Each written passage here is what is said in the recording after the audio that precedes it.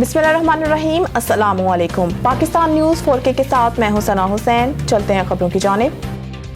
Government high secondary school लतीफ़ाल में तकसीम इनामात की पुरवकार तकरीब का इनेकाद। मरूफ समाजी शख्सियत राजा मुजाहिद अफसर ब्रिगेडियर मजहर हुसैन और पुलिस खिदमत मरकज चकवाल की इंचार्ज मैडम समिया की बतौर मेहमान खुसूसी शिरकत।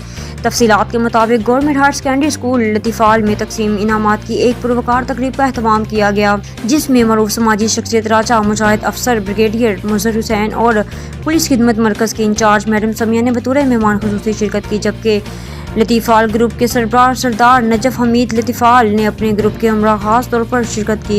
मेहमानों ने जहां तलीमी सरगर्मियों पर तलबा तलबात में इनामात तकसीम किए, वहीं पर हुकूमत पंजाब के प्रोग्राम वाश क्लब के तहत स्कूल हाजा के बच्चों में सर्टिफिकेट और शील्ड्स तकसीम की।